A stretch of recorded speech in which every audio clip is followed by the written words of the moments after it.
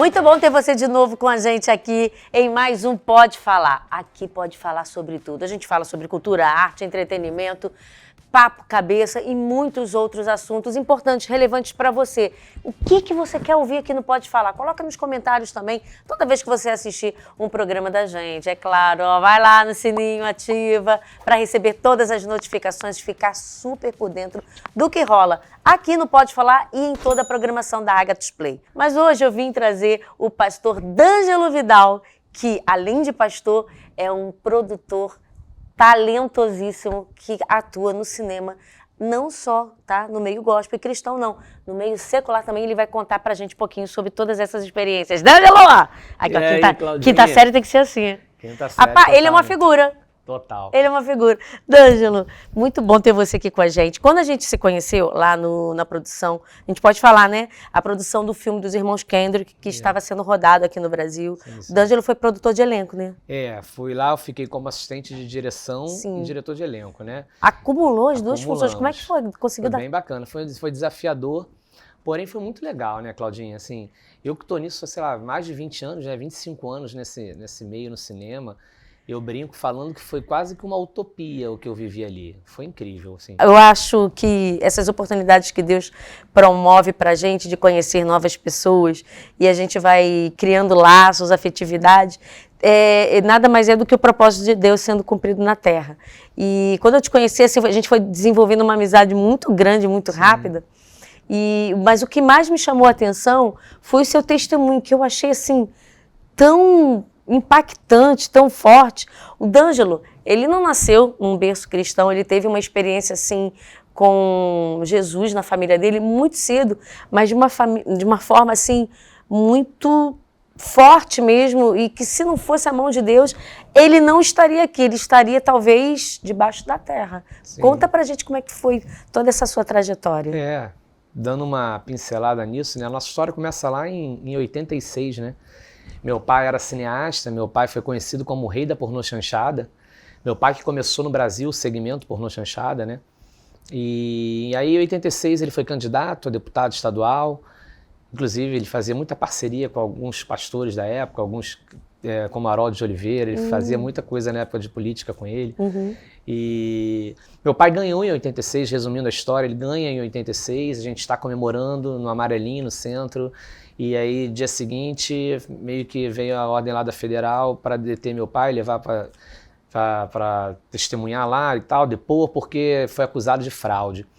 O meu pai não tinha dinheiro ali para nada. O carro do meu pai de campanha, eu brincava que era o carro dos Flintstones, tinha um buraco no chão, parecia que tinha que botar o pé assim, sabe? Então a vitória do meu pai foi toda no suor mesmo. Ele saía cedo, subia comunidades e pedindo voto, falando de voto, tal, e ganhou. E foi tirado dele a cadeira, tô te resumindo. E aí ele provou a inocência dele depois, e enfim, tem uma série de políticos aí envolvidos. Mas o fato é, aquilo tudo contribuiu para que ele viesse conhecer Jesus. A gente viveu um ano muito difícil em 86, com outras questões pessoais, e a gente foi passar uma temporada em Paquetá, na ilha de Paquetá. Tu morou em Paquetá, Ficamos 6 meses, a gente foi passar uma temporada em Paquetá. Paquetá era lindo, tá? O pessoal brinca. Não, eu acho que ainda é lindo, mas é difícil chegar lá. Mas eu digo, naquela época as águas eram límpidas, assim, parecia que estava em Angra, de verdade. Quem olha Paquetá hoje não imagina o que era nos anos 80. Era incrível, existia praia mesmo e tal. Aí a gente foi passar uma temporada em Paquetá. E para se isolar do mundo mesmo, né? Se esconder do mundo. Só que aí muitas coisas sobrenaturais começaram a acontecer. Desde minha mãe manifestando, né? Espiritualmente, manifestando demônio, possessão demoníaca. Meu pai, a Bíblia se rasgando sozinha dentro de casa. A gente achar a Bíblia despedaçada, com marcas de pé, sem ninguém ter entrado em casa, neblinas, enfim. Aquelas coisas de filme. Coisas de filme de terror. E na época tava bombando o filme Poltergeist. E eu adorava Poltergeist. Eu começava a gritar em casa, é Poltergeist, é Poltergeist. Você tinha quantos anos nessa época? 8 anos. Quer dizer, não entendia nada. Não entendia nada, mas a gente viveu isso tudo. E aí, um belo dia, no meio da madrugada, aconteceu essa história da Bíblia. Eu tinha chegado em casa de uma festinha de criança, Paquetá era seguro pra caramba. Então eu cheguei em casa meia-noite e pouco e tal, subi no quarto, meu pai subiu no quarto, chamou a gente, vem cá, Sônia, D'Angelo, vem cá e tal. A gente chegou lá, tava lá a Bíblia toda rasgada, toda despedaçada, a Bíblia no armário, dentro do armário, Bíblia embaixo da cama, espalhado páginas da Bíblia pela casa, e ninguém tinha subido. E aquilo apavorou a gente. Meu pai, que era ateu, sentiu um medinho ali, E minha mãe, que fazia de tudo, desde magia negra dentro de casa, a igreja, minha mãe fazia um pouco de tudo. Aquela que todos os caminhos levavam a Deus, né? E aí a gente foi pra rua, 1h da manhã, tô andando na ilha com eles, né? A gente com medo, o que faz? Vamos pra rua, né? Em casa a gente não vai ficar. Não tem como. E aí quem conhece Paquetá tem uma árvore ali, a Maria Gorda, que é como se fosse um ponto turístico da ilha, né? Do lado da Maria Gorda tinha uma casinha com uma luz acesa lá, escrita Céu, que é a comunidade evangélica, alguma coisa, não lembro o que é U. A gente entrou, falou, vamos entrar, comunidade evangélica, vamos entrar, diante do que a gente acabou de ver, né? Vamos ver o que é isso. Entramos lá, estava o pastor Marcelo e o diácono. Eles olharam para nossa cara e falaram, só estava esperando vocês. Meu 1h da manhã. Nunca tinham visto a gente. Falo pastor Marcelo agora porque a gente acabou depois frequentando, né? Mas a gente não sabia nem nome de ninguém. A gente entra 1h da manhã e ele fala, a gente só estava esperando vocês. E aí a gente acaba se convertendo e a nossa história muda, né? O meu pai de rei da pornochanchada acaba virando pastor. Meu pai faleceu em 2004 como pastor do Evangelho Quadrangular. E aí a gente se converte ali, eu com 12 anos acabo indo para o mundão, vivendo a adolescência e a juventude no mundo, experimentando tudo de errado que o mundo oferece. Até que no velório do meu pai, em abril de 2004, eu entendi que meu pai foi uma sementinha que precisou morrer para dar o fruto, que era eu. Ele não conseguiu ver, mas a semente ficou. Ficou. E aí hoje eu sou aqui, graças a Deus, pastor, né, da Sara Nossa Terra. E aí em 2004 eu vim voltar para Jesus na Sara Nossa Terra e tô lá desde então. Que ali legal. eu conheci minha esposa, casei, temos uma filha maravilhosa, minha esposa maravilhosa, nosso ministério, né, cuidamos de pessoas há muitos anos, nossa tribo, cuidamos do Ministério de Casais, que é o Reconecta Casais, e estamos fazendo e trabalhando, né, ao mesmo tempo. Agora, o que eu achei bacana e de interessante nessa sua história é como que muitas coisas foram meio que lapidando você, preparando você para esse ministério que você tem hoje e o ministério que você desenvolve profissionalmente. Sim. Você hoje trabalha com as artes, mas antes disso, lá um pouquinho lá atrás, nesse período que você se afastou, como, né, como você costuma dizer, playboy da Zona Sul, você conheceu muita gente, né, até traficantes conhecidos, sim, né? Sim, sim. A gente fala, né, o Pedro Dom, da série Dom, né, foi da minha época ali, a gente foi criado junto naquela mesma época, na mesma área, né. A gente andava junto. Na época a gente se via muito na República do Peru. Eu morava na Siqueira Campos, andava ali República do Peru, Paula Freitas, Hilário de Gouveia. Ele era mais da República. E aí a gente ficava ali junto. Então crescemos na mesma época, toda aquela galera ali. Vi muita gente ali aparecendo. Enfim, muito triste. Muitos deles já se foram, né? Eu até fico falando, poxa, será que se de repente eu não tivesse vivido com Jesus naquela época, de repente muitos podiam estar vivos, né? Mas eu não tenho que carregar isso pra mim, né? Foi no tempo certo. Propósito, né? Propósito. E hoje eu tô aqui, eu sirvo a Deus hoje de outra forma, né? Nas artes, como você falou, né? Eu sou pastor, mas eu acho que eu sou o único pastor produtor secular que tem, né? Pelo menos no Brasil. Como que começou isso na sua vida? Venho do cinema, né? Meu pai, cineasta, minha mãe, atriz, diretora de arte, meus irmãos de São Paulo, filhos do meu pai, produtores, diretor. Então isso já nasceu no sangue, né? Eu digo que entrou por osmose, não tem jeito. Meu primeiro filme eu tinha meses de vida, depois eu vim fazer outro filme com 6 anos, Eteia, a namoradinha do ET. E eu fiz muita coisa também de publicidade e tal. A minha mãe disse que eu era muito atentado. E aí eu xinguei um diretor uma vez e ela nunca mais deixaram eu gravar, não. Quero mais esse menino aqui, não. Eu era terrível, Claudinha, 5ª série desde criança. E aí segui nisso, né, amando o cinema desde novo. Então meu primeiro emprego foi com 17 anos em rádio. Meu pai tinha um programa de rádio, na Rádio A Loja, eu fui ser assistente de produção dele, com 17 anos. E desde então, agarrei nisso e fiquei. E aí vim trabalhar, mas optei em ficar no casting. Então eu trabalho com casting desde 2000. 2000, já são 25 anos.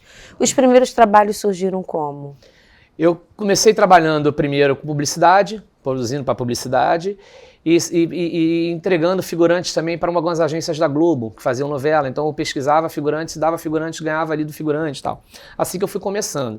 O meu primeiro longa produzindo sozinho foi o Desafinados. Não sei se você assistiu. Com Rodrigo Santoro, 2003, 2004, Cláudia Abreu. Sim, elenco foi o top. primeiro longa que eu fiz mesmo, né? Aí dali fiz outros daquela época, Zuzu Angel, Mandrake, a série com Marcos Palmeira também, a gente vem dali. Mandrake eu lembro. E por aí vai. E aí engrenei, trabalhando, montei na agência do meu primo. Meu primo era sócio de uma produtora de casting, então, não era de casting, era Planet Globe, que é o futebol dos artistas, que até hoje fazem, eles viajam pelo jogar o futebol dos artistas e tal. meu primeiro sócio deles lá, e aí eu fui lá montar o casting.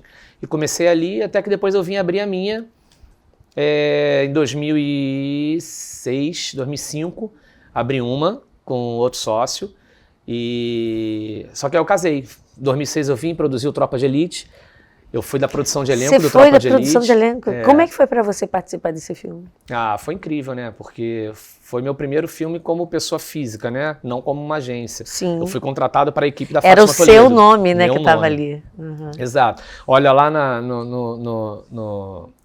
do New York Times, está lá o meu nome, D'Angelo Vidal, né? Caraca. E essa é muito legal. E aí eu fui contratado, eu pesquisei toda a parte do tráfico do filme. Então eu fui para várias comunidades. Entre elas, uma que eu tive que esperar o chefão descer, que também é um cara super conhecido, que não cabe o nome aqui, mas... Sim, como é que foi pra você essa descer, experiência? explicar aquela molecada toda de fuzil em volta, e eu explicando para ele o que era o filme e tal, para ele deixar eu entrar na comunidade para pesquisar. Aí ele se amarrou, quando eu falei para ele que tinha polícia, quer falar mal da polícia, não sei o que, ele ficou feliz. Não, entra aí, vambora! E não é muito assim, teve né? Teve que usar esse argumento, né? E aí eu entrei, pesquisei, e o filme foi o sucesso que foi. Foi, né? Dividido, quando vocês trabalham num filme assim, é dividido a direção de elenco, por exemplo, tem vários núcleos. Vários. Tinha o núcleo dos traficantes, o núcleo dos policiais. Você cuidou de todos ou só esse? Eu fiquei mais no núcleo do tráfico. Mas geralmente é isso? É dividido? Ou alguém pega o filme todo? Porque era um filme muito grande, né? Muito policial, muito bandido. Então eu cuidei mais de pesquisa, fui mais para as pesquisas das comunidades, né? Então rodei as comunidades pesquisando. E indiquei alguns atores também, alguns nomes, que como eu participava lá do futebol dos artistas, acabou que eu conhecia muita gente também já. Uhum. Então eu fui indicando alguns também, que uns deram certo, que estão no elenco, outros não. Mas foi bem bacana, foi uma experiência incrível, até porque a Fátima Toledo é um dos grandes nomes, né? Ela é maravilhosa. Da preparação de elenco. Ela é fera demais. Então foi muito bom. E aí, depois que eu casei, durante o filme eu casei, eu saí de lua de mel na produção. Caramba. Deixei meu assistente e viajei de lua de mel. E aí voltei, o mercado parou naquele período, em 2006, ali teve um período difícil, final de 2006, depois da Copa do Mundo. E eu recém-casado, falei, o que eu vou fazer, né? E aí orando, eu senti que Deus mandou entregar meu Isaac naquela época.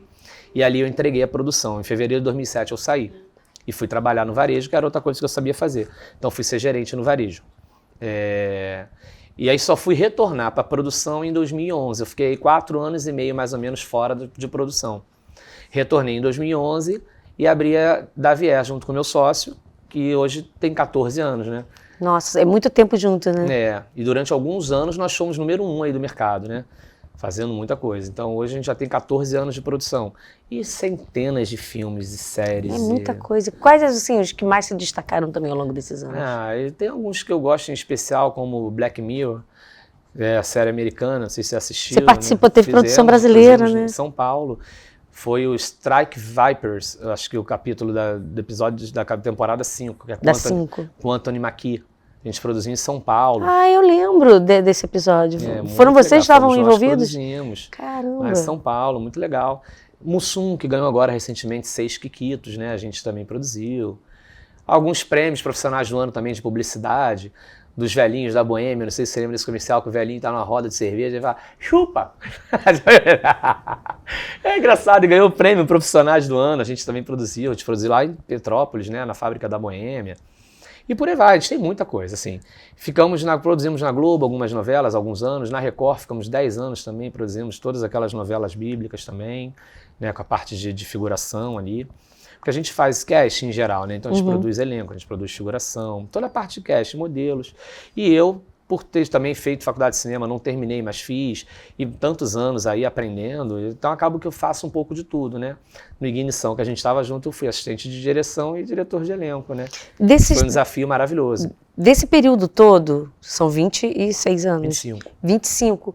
Foram muitas pessoas que passaram. Você teve a oportunidade de talvez, assim, ter sido descobridor de alguns talentos, pessoas que você tenha lançado no mercado? Quem você pode dizer pra gente? Eu não digo lançado, porque como agência, a gente acaba trabalhando com tanta gente e não cuida diretamente, né? Quando eu falo lançar, entendo assim, eu peguei a Claudinha aqui e vou te trabalhar, Claudinha, vambora. aí eu entendo como eu te lançar. Se eu falar lançar, eu tô sendo meio leviano. Mas pessoas que você acabou... Pessoas que passaram por nós e estouraram, tem muita gente. Eu brinquei uma vez, eu tenho lá a claquetezinha da Paola Oliveira, que fez um comercial com a gente lá, mas ela tava como elenco nesse comercial, né? Mas ela tava começando a carreira, e no material antigo, olhando uma vez, né? Não sei se a Paola vai assistir isso aí, mas tem uma claquetezinha lá da Paola, legal pra caramba o comercial que ela fez, ela tava como elenco nesse comercial, ela começando. E muita gente, a Ana Clara da Globo, né, que tá lá, Ana Clara do Big Brother, que hoje apresenta o... maravilhosa. A Ana Clara foi lá com a Eva, com a gente, a Ana Clara tinha 16 anos.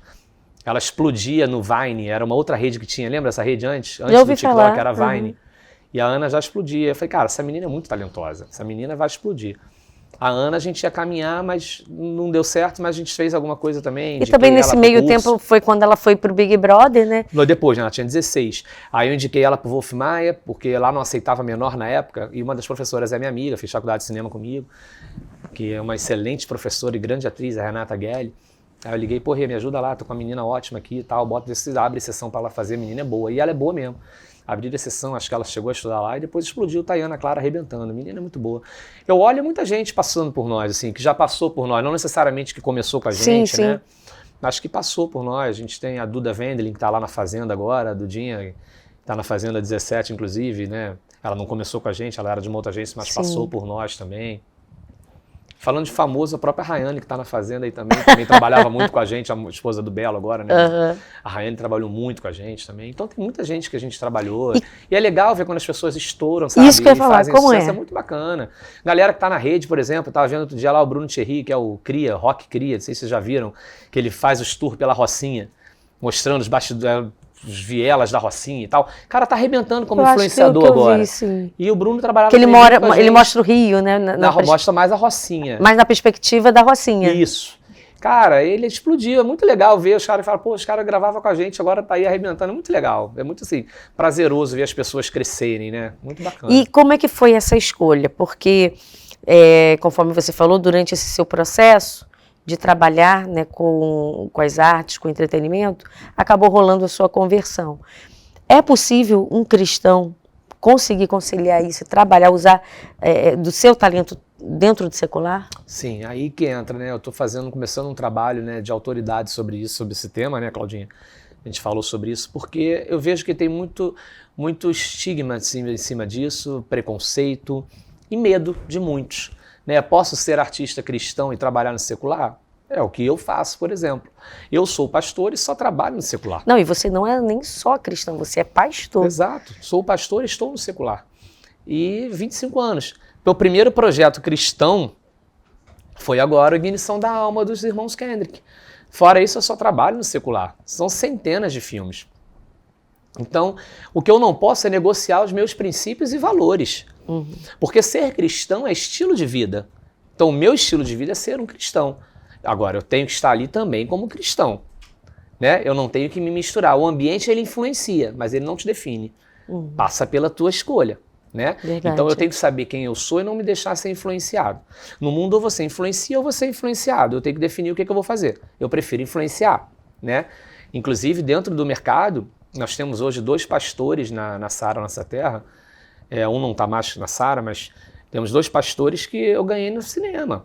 É mesmo? Um fazia faculdade de cinema comigo. Ele chegava já 8 horas da manhã, mas chapado já de tanta maconha. E aí um belo dia eu cheguei na aula, tava com uma camisa, adorava esses outdoor, assim, eu cheguei com a camisa grandona, assim, tá com sede?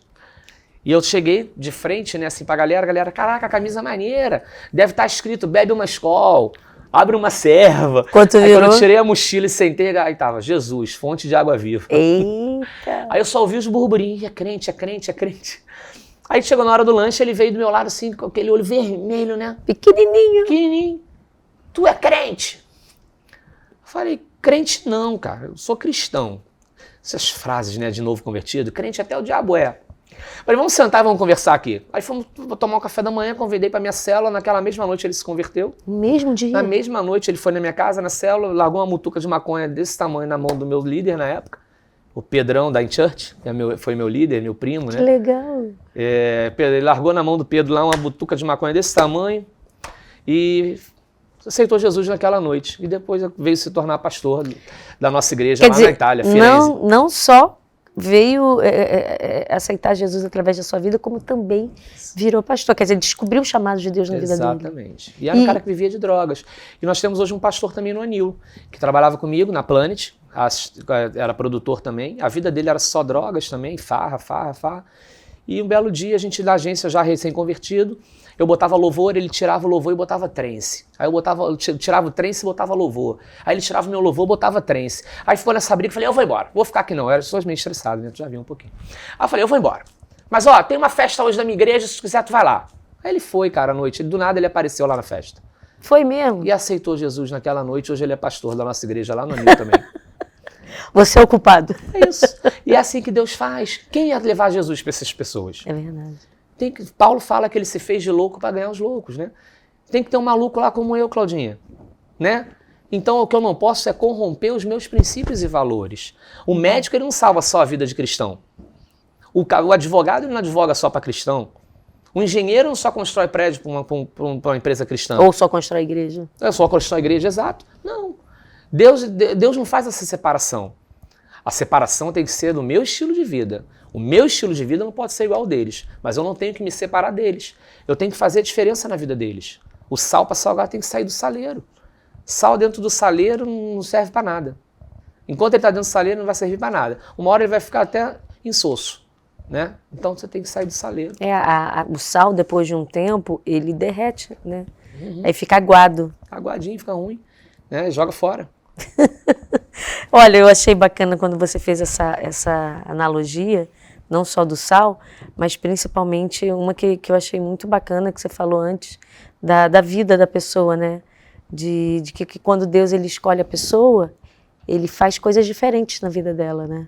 Uhum. E ao longo desses anos todos, como é que foi para você ver pessoas que você conseguiu influenciar, mas ao mesmo tempo também ver como foi seus amigos, né? Você falou que depois de um tempo você retornou lá onde você morou na Zona Sul e soube de algumas pessoas que já tinham partido, Sim, né? depois que eu saí de lá para cá, morreu muita.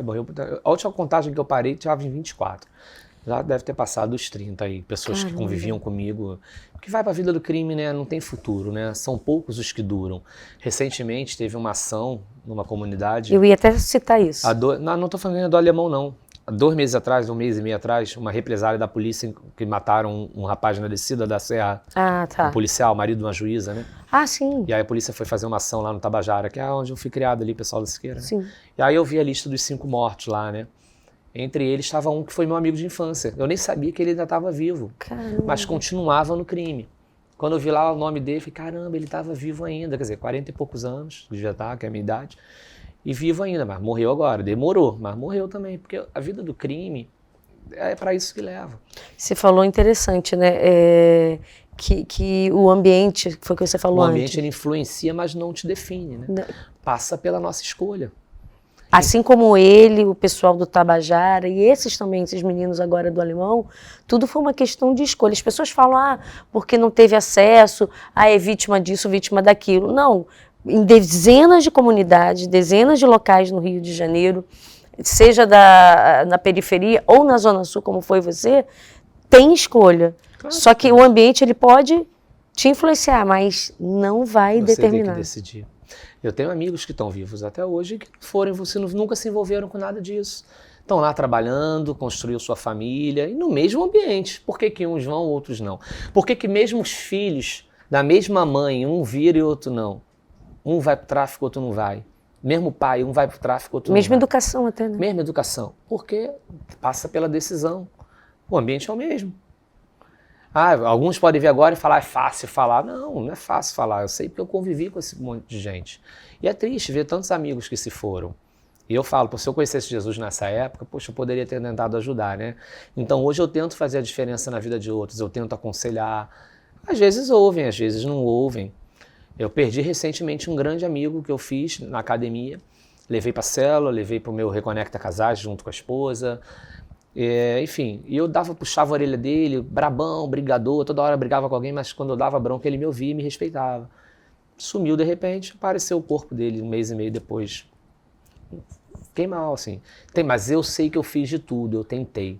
Levei para a célula, levei para o culto, levei para o Reconecta. Mas ele escolheu continuar fazendo coisa errada. Uhum. infelizmente, a vida leva para isso, né? Amizades erradas, né? Escolhas, enfim. Mas é isso. Então as pessoas precisam ouvir, né? Ouvir do amor de Deus, mas tem que ter alguém que fale. Então, quem vai falar para elas no secular? Eu tô ali. O que eu posso fazer, eu faço, né? Fazia diferença, né? Fazia diferença. E a gente vai falar um pouquinho mais sobre isso, como essa diferença tem causado impacto na vida das pessoas, dentro, né, do setor do entretenimento, da cultura e da arte, e também no ministério aqui do D'Angelo, falando com a gente no Pode Falar. Daqui a pouquinho a gente volta.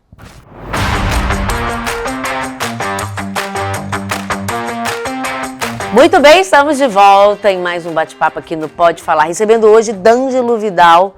Como é que eu poderia hoje te classificar? Produtor de elenco, diretor artístico? Ao longo de todos esses anos, o que o D'Angelo fez? Então, são tantos anos, né, Claudinha, que a gente acaba fazendo um pouco de tudo. Mas o que a gente se especializou, até por causa da nossa agência, foi produção de casting, né? De casting. Muita figuração, que era uma coisa que girava mais rápido, né? Mas a gente eu sou registrado como produtor de elenco, né, no sindicato, e faço o trabalho com assistente de direção, estou tirando agora também meu registro. Eu gostei o seu primeiro trabalho como diretor, assistente de diretor, foi do A Ignição? De um filme, assim, foi o primeiro longa como assistente Como é de que foi direção. essa experiência para você? Pô, foi muito legal, assim, porque foi uma equipe incrível, né? Eu tava falando nisso, para mim foi uma utopia o que a gente viveu. Porque o mercado normal, secular, é uma correria, e não tem palavra, por favor, é difícil existir, o obrigado, então, mais ainda. Lá era tudo tão diferente, né? A gente tinha aquele momento de oração de manhã, começava sempre orando, a gente não começava o dia sem orar. Aconteceu um problema, para tudo, não importa o cronograma, vamos orar. Né? E assim ia, né? Ter um departamento só de oração no set. Para quem não sabe, os irmãos Kendrick, eles são muito preocupados e zelosos por essa questão, né? Não, o que a gente vê, inclusive, nos bastidores, porque em alguns filmes eles publicaram, né? Tem o making off, eles têm uma equipe especializada, totalmente dedicada para oração, para intercessão, durante toda a filmagem, desde a hora que começa a rodar, primeira claquete, pá, e é o final, temos cena, né, que eu até aprendi isso, quando termina uma cena, tem um intercessor, tem uma pessoa orando. Tem um grupo de intercessores ali o dia inteiro no set orando. Eles trabalham com as pessoas contratadas e voluntariado, eles trabalham de uma forma tão linda com voluntariado. Eu tive a honra de fazer parte, né, desse voluntariado, produção, né? Te ajudei, né? Na realidade, tu ficou comigo no departamento. Na realidade, eu ajudei, só ajudei. Claudinha produziu a figuração, ficou comigo Menino, no departamento. Eu fiquei com medo de não dar conta. Não, arrebentou. E ficou lindo, ficou lindo. E a gente vai ver isso ano que vem. Fizemos um bom time, eu, você e Reginato ali naquela produção. Reginato, um beijo pra você. Beijo, meu amigo, você é incrível. Incrível e ter uma paciência de aturar a gente.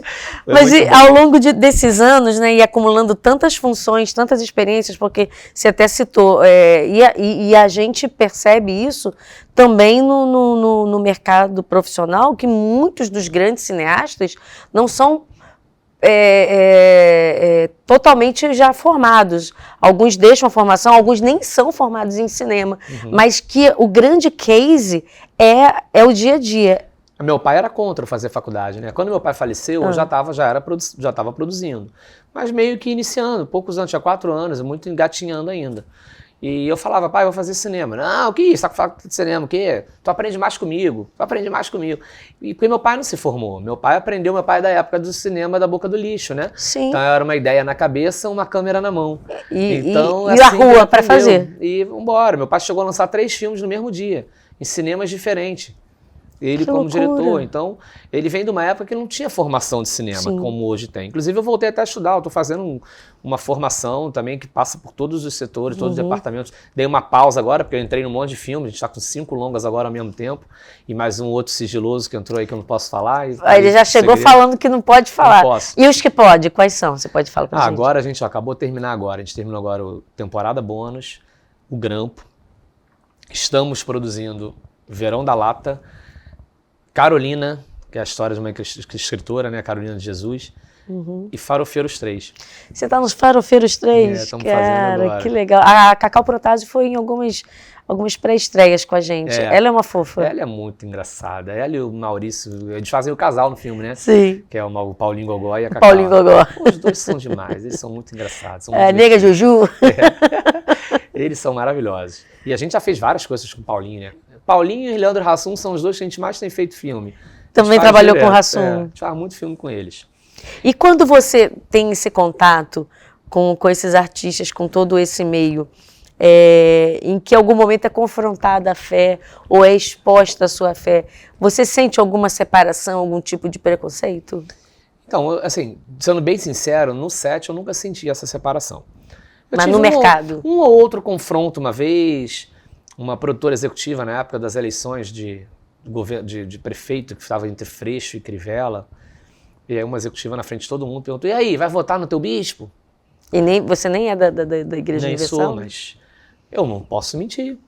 Ela perguntou, eu respondi, vou. Não estou nem falando por competência, nem por nada, estou falando que eu vou, porque é um homem que professa a mesma fé que eu. Eu prefiro que tenha ali alguém que crê no que eu creio. Então eu não pude retroceder, mas ela queria ouvir, foi uma afronta de alguma forma, né? Mas eu respondi, falei, vou votar. E assim a gente segue agora. Existe, sim, claro que existe, mas é muito implícito, né? Não jogam na mesa as regras, né? Mas que existe. Mas e no mercado?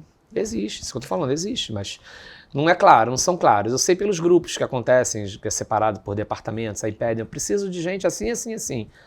Mas não cita que precisa de um homem, precisa de um... Né? Enfim, como é que fala? Essas pautas todas, né?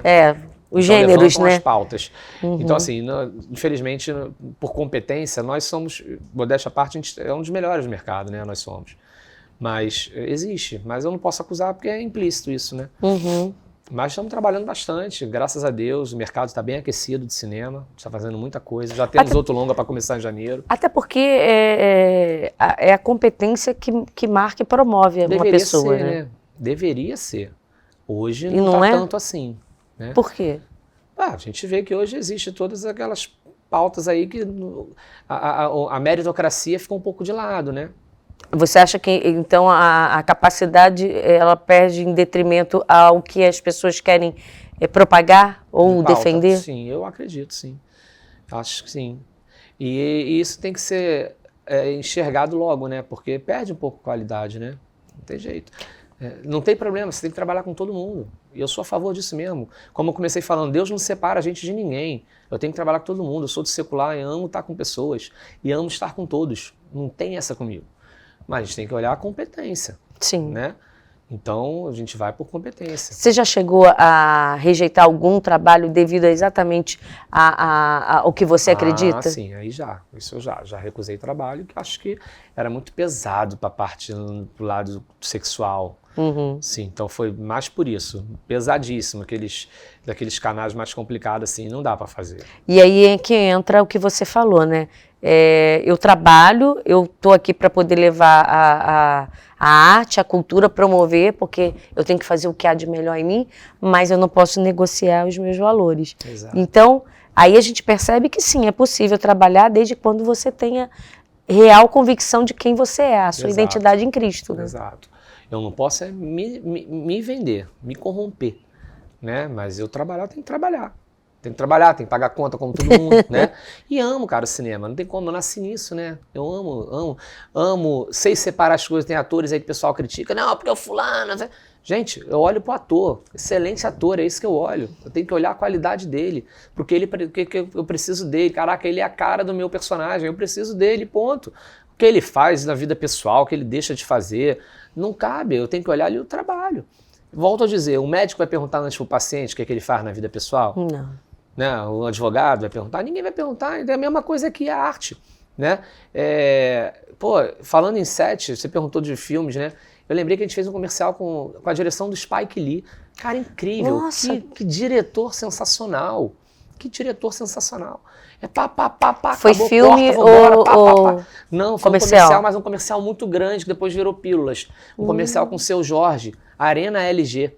Foi na época das Olimpíadas aqui. E aí, até a musiquinha eu lembro até hoje, que é do comercial, uma música grande, né? E é incrível. Então, assim, o cinema me dá essa oportunidade, né? De conhecer pessoas incríveis, trabalhar com profissionais incríveis. Volto a dizer, olha os profissionais, o que fazem da vida pessoal não cabe a mim. O que eu posso fazer é falar do amor de Deus, vem a minha vida. Agora, eu não posso deixar de trabalhar com alguém ou trabalhar somente pela vida que ele leva, né? O que ele escolheu, o caminho que escolheu. Eu tenho que ser eu. Você tem que ser a Bíblia que o mundo lê. Exato. A Bíblia que eles vão ler. Eu não posso negociar os meus princípios, mas a pessoa, estou aqui para fazer diferença. E como é que é essa diferença dentro da igreja, né? Porque você falou pra gente, né? Tem esse ministério lindo com a sua esposa, com os casais. Como é que começou isso na vida de vocês? Então, minha esposa, quando eu me converti, ela já era diaconisa, né? Minha esposa é uma grande líder, né?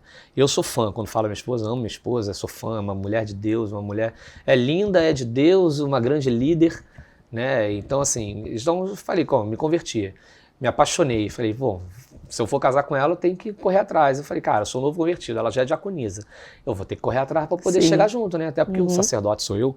Então, vamos embora, e cara, mergulhar, Bíblia, oração, aí até que a gente casou, né? E então exercemos desde então o ministério juntos.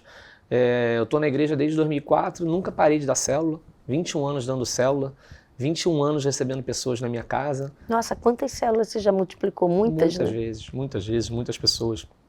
E desde o início da conversão você está ali na Sara? Desde o início, estou ali, ele virou a minha vida. Minha esposa chegou ali com 17, né? Hoje ela tem 45. Uau, muito tempo. Então o Bispo Francisco viu vocês crescerem tudo, né, na vida de vocês. Eu cheguei lá com 26, estou com 47. Então acompanhou tudo, né? O Bispo que casou a gente, é o nosso líder, né? Bispo Francisco, Bispa Ana.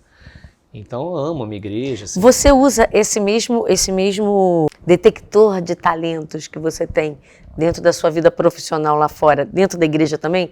Porque eu já recebi vários convidados aqui que a gente fala que a igreja é um grande celeiro, né, de talentos. A gente identifica, poxa, você é bom para teatro, você é bom para intercessão, e fulano tem, né, tem um ouvido musical, canta bem, vai pro louvor. Ao longo de tantas pessoas que você conheceu, porque como você, além de trabalhar com casais, também tem esse chamado dentro da sua igreja, você consegue identificar esses talentos, conversar com o pastor, olha, eu vejo um potencial muito grande no fulano para isso e isso. Então, é uma pergunta engraçada, né? Então, se o pessoal lá da igreja assistir, vai depois me perturbar. Porque eu não faço nada na igreja, essa parte, né? Eu não me envolvo na cantata, nas peças, infelizmente. Até me perguntam, né? Porque o trabalho é meio contraditório, né? Mas é porque eu já faço tanta coisa, Claudinha. A gente cuida de células há muitos anos. A gente tem uma equipe grande, uma tribo de muitos discípulos, a gente tem os casais. Fala, cara, se eu me envolver em mais coisas, eu não vou conseguir dar conta. Não, eu digo como pastor mesmo, porque como você multiplica célula e convive com pessoas, e às vezes você vê determinadas pessoas paradas, e, poxa, fulano é tão bom para servir, para intercessão, para o Ministério da Diaconia. Isso, sim, desculpa, sobre eu isso. Entendi que você está falando da parte artística. Não. Porque é até engraçado eu não me envolver nessa parte, né? Eu vejo, sim. Eu estava conversando... Eu nem te perguntei isso porque você já tinha comentado comigo que dentro da igreja mesmo você não atuava no teatro. Porque não dá para dar conta, tanta coisa. E a gente, graças a Deus, tem trabalhado também muito para...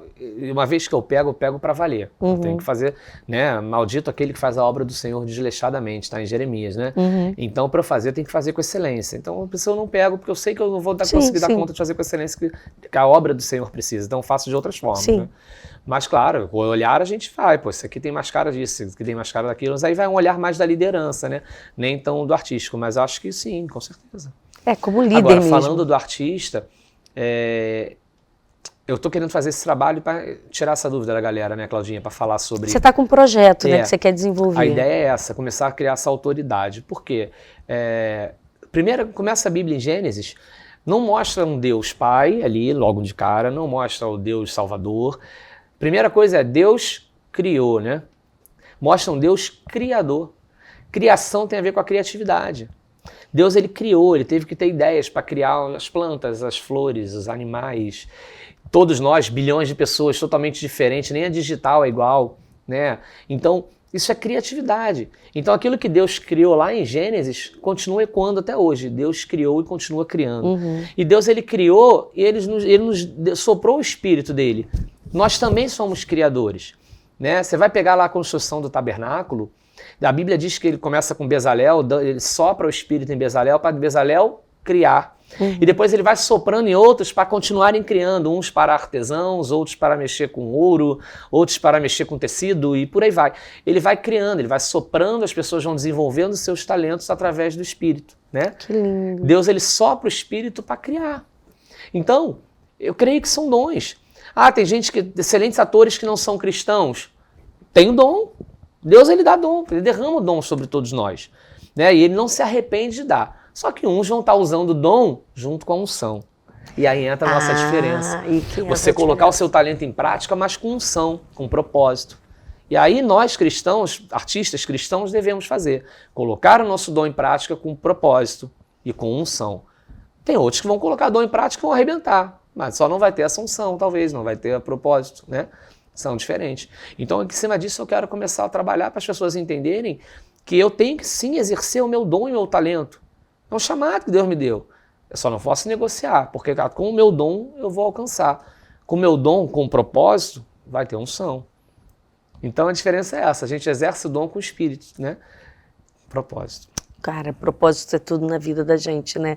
E quando você pensa em como está hoje o cenário cristão de cultura e arte, você pensa em se envolver em mais projetos como esse da Ignição e outros mais dentro do segmento gospel? Sim, sim, aí sim. Pretendo, não só pretendo, como eu tenho orado por isso, né? Ignição foi uma resposta de Deus, porque eu queria começar a fazer, são muitos anos trabalhando e eu queria fazer algo para Deus, né? Para a obra de Deus. Você acha que falta ainda incentivo, falta projetos bons dentro do nosso segmento? Melhorou muito, Claudinha.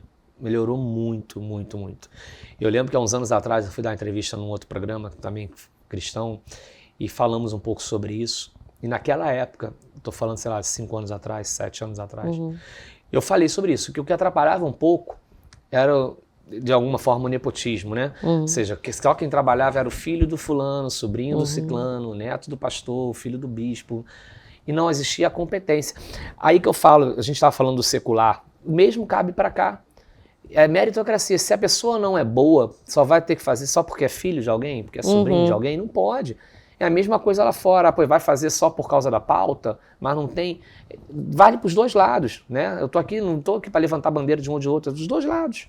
Então, no passado era muito isso, é o filho do pastor, é o neto do bispo, é o genro de não sei quem. É válido, mas tem que ser bom, pô. Senão o negócio não fica bom. E hoje isso mudou muito. No Ignição a gente pôde ver a quantidade de profissionais incríveis cristãos.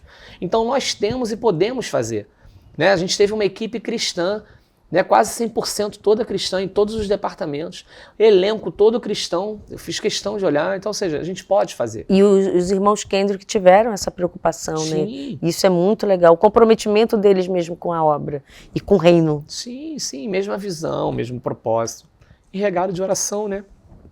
Então, a gente pode sim fazer algo de qualidade, provamos que podemos através de Ignição, né, como o Igor diz, né, que a gente começou através disso a terceira onda, e eu acredito muito nisso. Começamos uma terceira onda e temos que dar continuidade. Hoje está chegando com força a questão dos projetos verticais, né? A gente mesmo está começando a produzir Verdade, alguns. inclusive essa semana a Globo mesmo lançou, né? A gente mesmo está começando alguns. Na realidade, eu me corrija, como você está, né, há mais tempo nesse meio, mas o grande precursor foram os K-dramas, né, os doraminhas, né? Eu comecei a ver muito através dessas novelinhas de 1 minuto e meio, né, que você vê uma temporada inteira em 1h30, 2 horas, mais ou menos. Porque dura em torno de cada episódio 2 minutos a 3. Pelo que eu vi esse da Globo, por exemplo, que eles fizeram pro TikTok, parece que vão ser 60 capítulos de 3 minutos. É isso aí, é isso mesmo. 1h80, vai dar 3 horas, né? Isso, por aí. Você não tô ruim de matemática, é isso? Cara, eu sou de humanas. Então, essa galera... Não, 1h30, né? Dá 1h30. 1h30. Então é isso. Então Mas tem uns que eu já vi, força, de 2 horas e meia. nos Estados Unidos, né? Essa força, né? Das novelas verticais, séries verticais. Eu mesmo estou com várias ideias aqui, roteiros, que eu já tenho falado com alguns amigos que eu preciso começar a botar em prática. Ideias para fazer, tanto cristã, que é o meu foco, acho que a gente tem que aproveitar essa onda e meter bronca, como tem até roteiros chamados secular, mas com lições maravilhosas. Então, assim, a gente tem que botar para fora. Criatividade Deus nos deu. Ele criou em Gênesis e continua criando, né? Ele soprou e o Espírito está aqui. A gente tem que continuar criando, a gente tem que continuar desenvolvendo. E fazer o propósito não morrer, né? Fazer o propósito não morrer. Porque senão é como aquele jovem que enterrou os talentos. A gente tem que fazer multiplicar. Temos que multiplicar, exatamente isso. Falei isso com algumas pessoas do filme, né, alguns atores que eu conversei. É isso, a gente não pode enterrar, até porque Deus vai cobrar.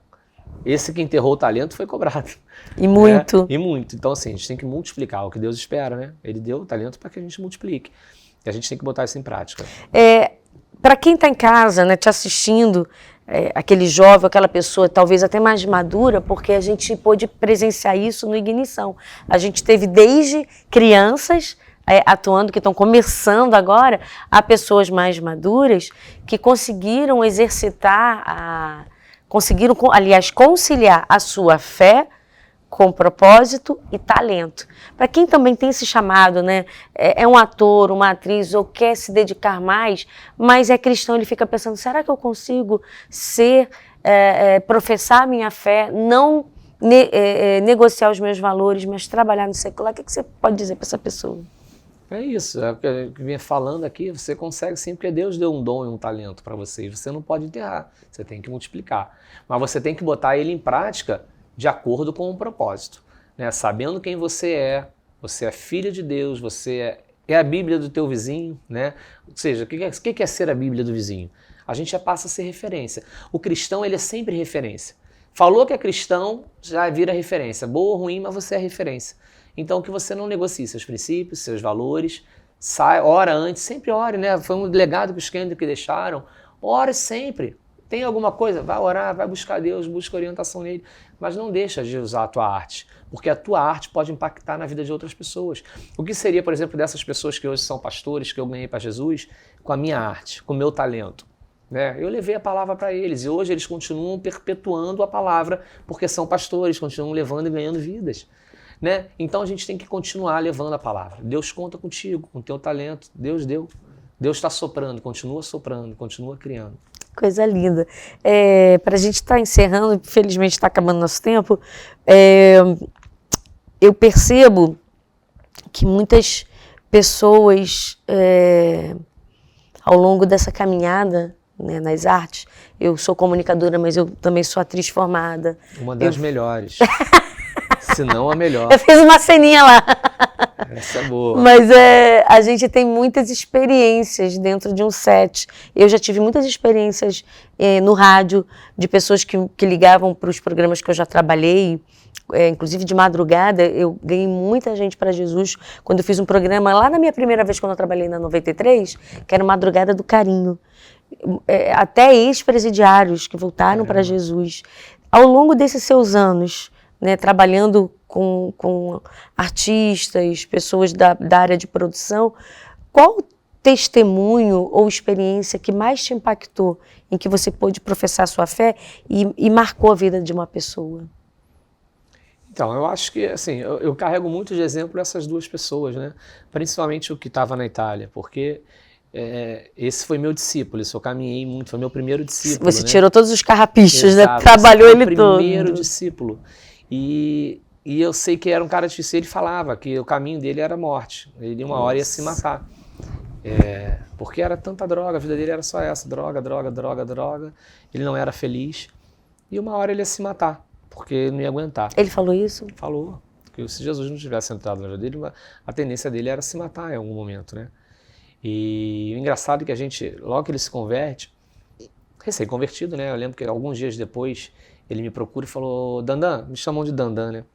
Dandan, pô, vai ter um tributo ao Bob Marley, posso ir? Eu falei, cara, tu acabou de largar as coisas, o que tu vai fazendo um tributo a Bob Marley, cara?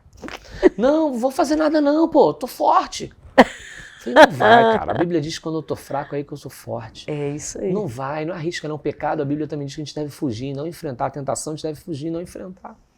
Não, eu vou, Dandan, vai dar tudo certo, é que eu gosto do Bob Marley, gosto das músicas, eu vou lá ouvir. Eu falei, cara, eu vou fazer o quê? Eu não mando em você. Meu conselho é que não vá.